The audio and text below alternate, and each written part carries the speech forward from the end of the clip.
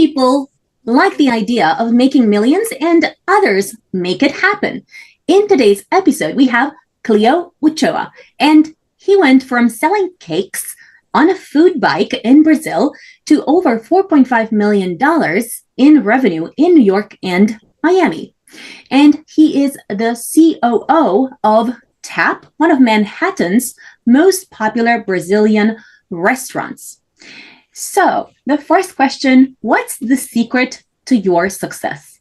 Welcome to Awakened Titans podcast with Lily Patrascu, mind-blowing conversations with influential business titans sharing how you can manifest abundance, love, joy, success through quantum awakening, quantum manifestation, quantum healing, quantum miracles, exponential business growth, and innovative products and services. The secret to my success, that's actually a very open question, but if I would like to resume the reason of my success, I'll say that I'm very humble. I keep my feet on the ground mostly of the time. I started very young in this journey, and it takes time. It takes time to build, but I think with being very humble and working very hard, understanding the path and being patient, it was definitely one of the reasons why we succeed. Thank you. So tell us about your journey. How did you go from selling cakes on a food bike in Brazil to over $4.5 million in revenue in 2 locations? Actually, right now we have 3 locations in New York City, 1 location in Miami. I started selling cakes in Brazil with my mom. We were passing through a very hard time financial-wise. And when I was 15 years old, we decided to sell cakes on the streets. She was making the cakes at home, bringing the cakes to the streets, and we were selling. I think I felt like the passion of impact people with good food over there. And I decided to follow my path. I'm American citizen. My dad was born here, so I had this advantage to come to New York City, completely legal, and like being able to work right away. I did high school in Kentucky, came back to Brazil, gained more experience, feel ready, and I was feeling ready to come back to New York City and start working like anybody else, any other immigrants, and feeling this vibration of New York City with my feeling to make it happen. I met Roberto, the founder of TAP. He gave me the opportunity to show my job, to show my grit. And we started building this journey together. He had to move to London in 2019, around that. And I had to run the business almost by my own at that time. And from there, we're still here. We now have 4 locations, ready to expand for more locations in the next few years. But very, very excited, very excited. That's definitely one of the reasons why we are here. Wow, lovely. Now, you're 25 at the moment? 25 at the moment. Yes. And you manage a team of over 30 people. And right now, actually, with Miami, we hit 40 employees right now. 40 employees, yeah. So what I wonder is, first, how did you manage to look so good and still manage such a massive operation? Because a lot of times when people are making multi-millions, they start to kind of like work too hard and don't sleep enough, and that can have a massive toll on their their youth, their vitality, their health. So I do wonder, what tips do you have for entrepreneurs who want to build a multi-million dollar business in terms of managing their body and themselves in a way that they can produce high results? I think I understood your question. First of all, like dealing with people, you need to be very emphatic, right? Like you need to truly try to understand your people's feelings. Like you need to be part of it. It's very hard to disassociate yourself to your team. Your team is a reflection of like how you deal with them. So I prioritize people in the entire of my day. Like I do have a lot of tasks, and about 80% of my responsibility is to deal with people and make sure that everything is running smoothly, and including myself. Like the same way that I treat other people really well, I need to treat myself really well. If not, I'm gonna break. I'm gonna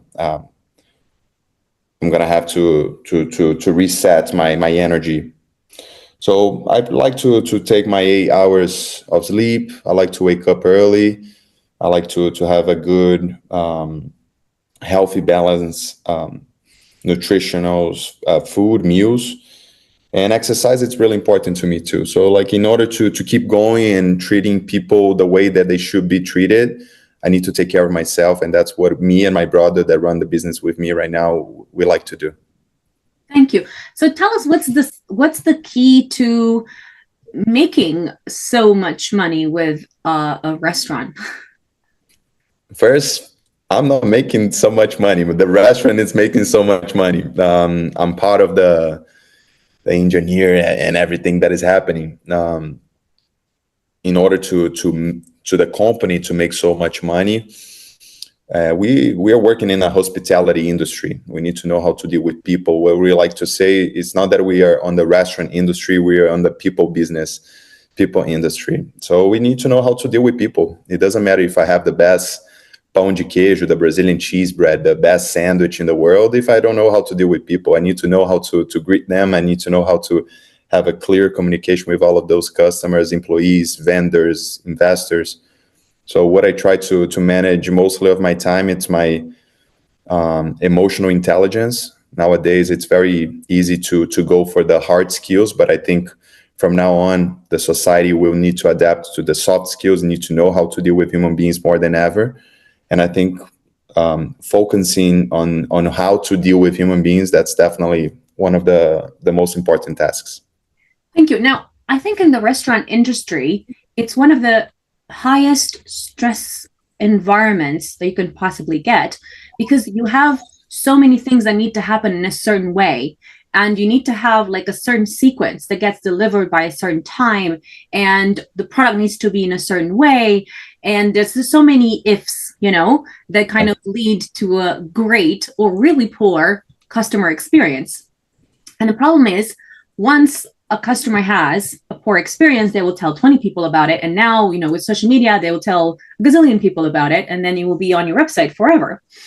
And the opposite is true as well. Like when you treat a customer really well, they will post potentially good review. You can hope for that, but sometimes they won't.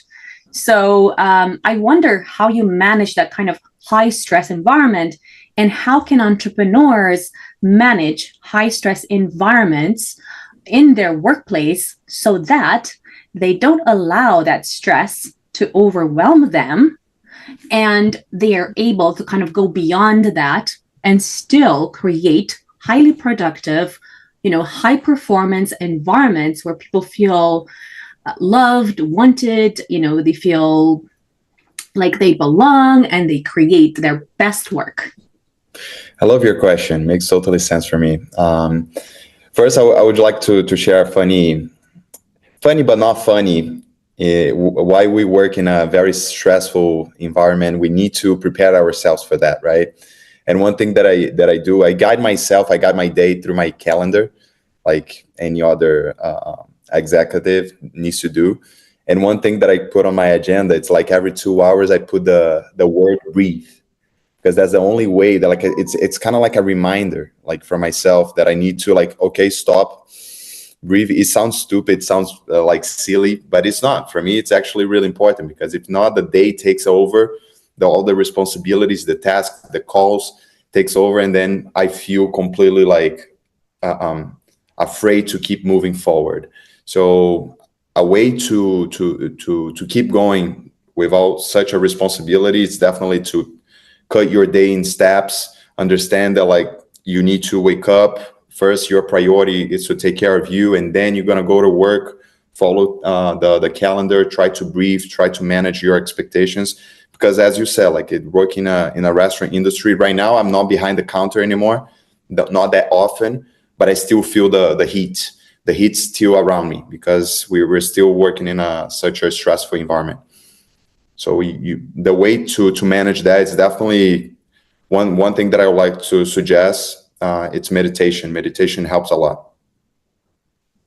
Thank you. What other steps are there to ensure that the stress of the work doesn't impact the customers? Because I think that if I was, let's say, behind the counter, or even not behind the counter, but let's say having this responsibility of delivering, high quality meals that are all the same, and that have, all the different standards, and, the planning is there, and the taste is there, and nobody's forgotten to put in the salt, and you know what I mean? All these different details, especially as the perfectionist, I don't even know what I would do. I mean, I can't even imagine what I would do. Of course, I would try to smile in the process, but I think the stress of that, could give me a lot of headaches.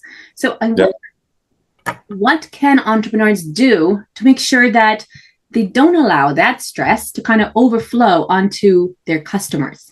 Totally. It's not only myself, it's my team. My team will be behind the counter more than I. So what I need to do, my responsibility with my team, is to provide them the best work environment as possible. Make them feel comfortable. So when the stress comes, they are more like less stressed, less angry with the environment. So we need to make sure that we're going to provide the nice process, train them really well, and then provide the best environment as possible. That's the only way. And even though it will be almost impossible to cut the stress, it's always around us. So we need to know how to deal with it. Thank you. Now, you manage 4 different highly competitive locations, like Miami, New York, and I mean, they are incredibly competitive. So much so that, let's say, you have someone, who attends your, who comes to your restaurant, has a really good time, and, has great food, and, maybe leaves you a great review, but they may never remember because there's so much competition. There's so much on offer around, right? Yeah. So what I'm wondering about is, how do you manage to kind of delegate and to manage the team in a way that they can achieve a consistent result, considering you cannot physically be in 4 places? Yeah, I mean, I need to know how to delegate. That's definitely the hardest part of the job. How to delegate properly, how to keep a clear communication with all your store leaders, your operational manager, your chef, how to keep up with all this communication. So you need to create a nice process behind the scene, when you should talk, how should you talk, and keep going. But to manage locations in such a high competitive place, I will say that, and how to make the people remind us, right? I will take that as not my fault, but definitely the concept fault. Like the reason why we succeed is because of the concept too. We are selling something completely different from the market. We sell tapioca sandwich. Nobody sells tapioca sandwich. We try to provide the best, or one of the best pão de queijos, which is the Brazilian cheese bread. Brazilian cheese bread, it's not like a croissant that everybody knows. So we are providing a lot of new items to 90% of my customers. So when they come there, they already got surprised because it's something completely different. It's not that they are eating another pizza, even though that I could provide the best pizza, it's another pizza, and I think selling something completely different from the market help us a lot to make people remind us in a good way or in a bad way if we don't pay attention. Yeah. Thank you. So what's the best way to manage long distance teams effectively so they can perform really well? Are there any particular small things entrepreneurs can do to make sure that they're getting the most out of a highly productive, inspired, motivated team? We need to come back to the root. What is the root? Communication. And how to keep up a good communication. Don't think that you are such a good communicator, and when you have so many people looking for you, you're not going to become such a good communicator if you are not prepared for it. You can have the ability, but if you don't know how to manage the amount of tasks that you have to do, you're not going to be able to be such a good communicator like you originally are. So the roots: calendar, a nice program software that you can manage projects, a clear communication with your team, group chats, and agenda. Keep up and know when and how to communicate with your team. That's the only way. Thank you. What's the best way to handle and manage crises that happen? I think we as a human beings, it's no like a secret formula for this answer. Like we need to know how to understand the current scenario. Sometimes you need to be a little bit more tough, and sometimes you need to go more soft and try to understand what is happening, what is going on. Sometimes you are in the middle of like a fight, and you know you need to know how to handle that, right? So I will take. I think because of my experience already, almost 7 years dealing with human beings every day of my life and making harder, I will say that I take it as it goes. Like I don't take any formula. I try to listen as much as I can, and with my opinion, try to control the situation. Like control crisis, it's about like soft skills. It's about like feeling. So human beings are here. No secret formula for this answer. Thank you. What's the best way for entrepreneurs in high stress environments to maintain a high energy for extended periods of time? Fake energy is here for that sometimes, right? Like sometimes we need to drink a good amount of coffee, keep drinking water, hydrate yourself, but like, keep going, keep treating yourself nicely. Go to sleep, take 8 hours of sleep if it's possible. Sometimes it's not going to be possible, and you need to wake up tomorrow a little bit more tired, but you need to know how to manage your energy, your body energy flow. So if you need to force yourself to drink like more cups of coffee, I don't know if that's the best answer for this question, but that's what I usually do. If I feel tired, but I need to keep going with my responsibilities for the day, I'm going to drink a nice cup of coffee at TAP, at my restaurant. We sell Brazilian coffee, and keep going. Thank you. What are the best tools entrepreneurs can use in order to magnify the revenue per customer? Good. Definitely try to find the nice, well, for example, in the restaurant industry, I use more than like 5 softwares to manage all of that, to maximize profitability, maximize your cost of goods sold, the food costs. You need to have your software around you right now. That's the only way. Nowadays, we have so much AI happening and programs going on. So you need to be on top of your industry. Right now, my industry is restaurant industry, but if your industry is differently, you just need to be on top of it. Thank you. What's the best way for entrepreneurs to manage overwhelm? Managers to manage overwhelm. That was the question. You need to organize your ideas. You need to organize your tasks. As I told you, like you have to have good tools to manage all of that. If you don't have, nowadays, things are going so fast. Before, in the past, we didn't have the tools maybe that much, but the things were working a little bit slowly. Now everything is so fast, and I think human beings need to process more information than ever. And the only way to process that amount of information is to understanding your agenda. If not, you're gonna be lost. It's too much. It's too overwhelmed, and it's still overwhelmed for me and for my fellows. Business owners, for sure. No secret formula for that. Just need to make sure that keep going, keep trying. It's an exercise every single day to make sure that everything is settled and organized, because if not, it's going to become a mess and you're going to be overwhelmed. Thank you. What's the best way for entrepreneurs to create a high vibe in the restaurant? Good. High vibe, it's not only on you, it's not only on the manager. As I told you, we need to create the nice environment for all the employees. The employees will create this vibe to the customers. I'm not the main responsible for all of that, but for sure the employees. That's why we need to treat them really well. The customer journey, you need to create a nice place, nice environment. That's what we try to do at TAP. High ceiling, nice music, nice vibe. make sure that the tables are clean, that the employees are smiling. So it's a whole 360 journey that we need to pay attention for. But mostly the employees need to take care of the journey. Thank you. What's the best way to hire really incredible people that stick around for a long time in your business and help you to achieve the profitability you desire? Great question. You need to keep searching. It's not easy. Even more in my industry, restaurant industry, it's really hard to find, because mostly of the employees that decided to work in a restaurant, they don't want to be in a restaurant.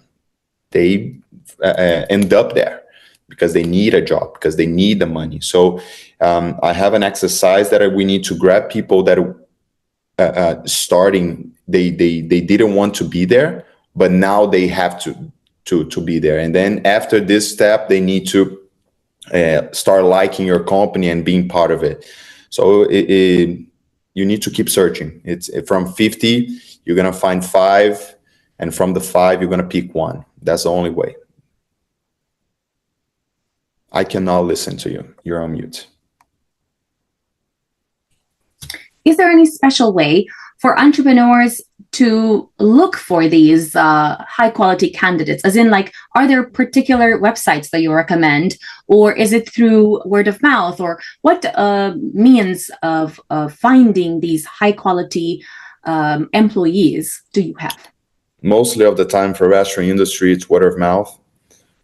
It's a lot of people looking for jobs too. It's not that that is nobody in the market looking for jobs. It's a lot of people knocking the door. And right now, when you start getting more volume, you see more people looking forward to work with you. So yeah, word of mouth, it's bigger than websites. But like the most typical websites, usually people use it's Indeed, jobs.com. That's mostly the place where people look for jobs in the restaurant industry. Thank you. What is the best way to retain these employees in terms of like keeping them inspired and motivated? Good.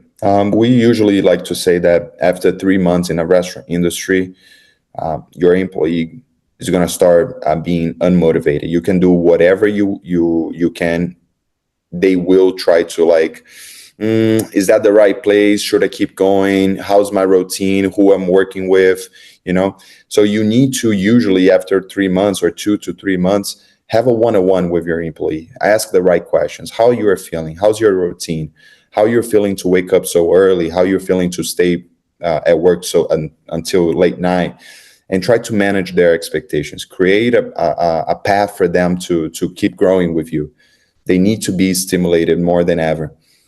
Even more in the young generation that is coming up, they need to be stimulated, and the money, it's not everything. So they need to have a nice environment to keep going and feeling motivated. Thank you. What is the biggest strategy you've used in order to keep yourself motivated? The best strategy that I use to keep myself motivated, I love what I do. I love to be with people. So the same energy that I give to them, they give it to me. And I think I feel so motivated to keep going, to have the mentality of impacting people, to build community. And I think I'm such a privileged guy to be around such a good team and good human beings around me. That what makes me feel motivated. It's not only the money. It's much more the people around me, for sure. Thank you. What's the best way to find a great joint venture partner to collaborate with in order to create a great restaurant partnership? Yeah, good question. Right now, we have almost 11 investors inside of TAP. We never had to search outside. A lot of people try to knock the door and see how they can help make the business grow. And yeah, I think right now we're not having any issue with that. And I don't know if I'm the right person to suggest, because since we started, we had such a great team of investors around us and willing to help and understand more of the business. But I think your network is still the main, coming back to the roots and do network, keep talking, keep knocking the door, then trying to look for nice partners around you. Thank you. Is there anything you need to say in the messaging that will help you attract the right joint venture partner for your restaurant? The message, you need to be straightforward. Nobody has time for anything right nowadays. So you need to be straightforward, show the quality of your business, bring numbers. That's what investors mostly are looking for. Today we spoke about a lot of people, about like community, but honestly, when we talk about money, investors in general like to know more about like how sustainable your business are. And if it is not that sustainable now, with more money, what are you going to do with it, right? How are you going to make your business more sustainable with more money?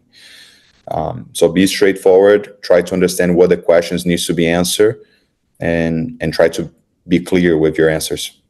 Thank you. What personal qualities do you believe are important in order to help attract the right joint venture partner for your restaurant? Communication. You need to have a clear communication with those people. And communication is not something that you are born with it.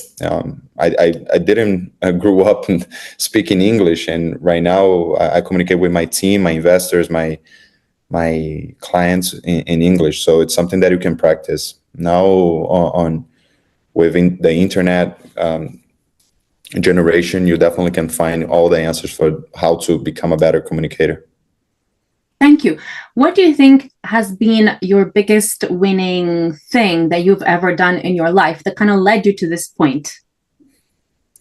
I have the most common question. I think the people around me helped me to get here.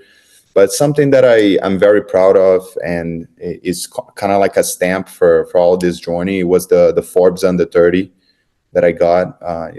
For me, it was such an amazing thing. I wasn't expecting at all.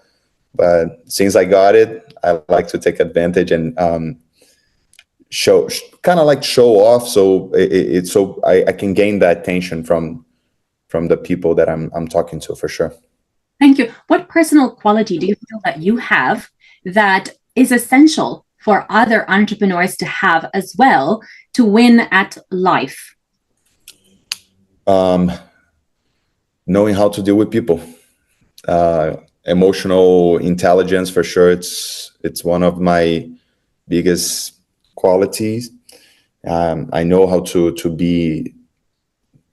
manage the stress environment really well. I love people. I love human beings. I love to deal with their emotionals and through the up and downs. And I think that's one of the main qualities for an entrepreneur. You can have the best idea. You're still going to deal with people.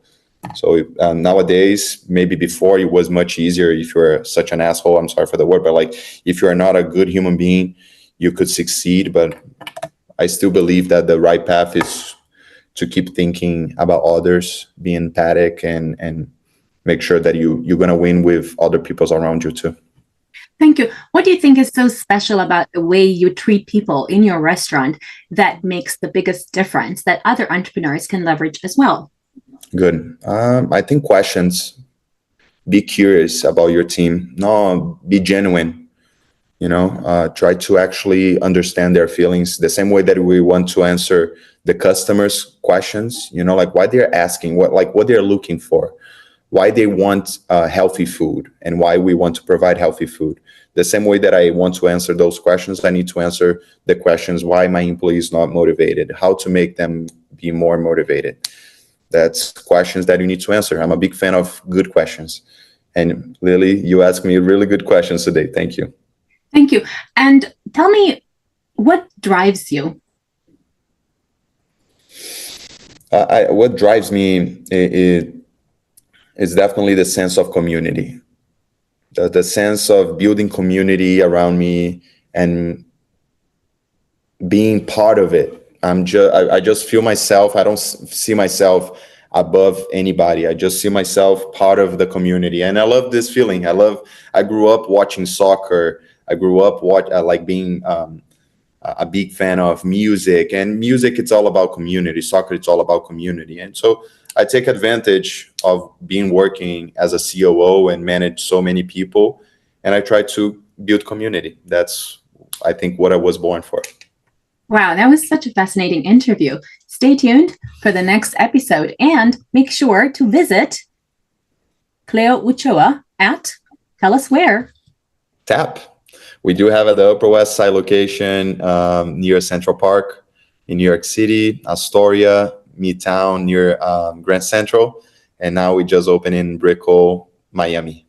Follow us for more interviews with world's most influential business titans, providing you with the insights to awaken to your full potential, so you can get paid to be yourself, find true happiness, and manifest anything you desire.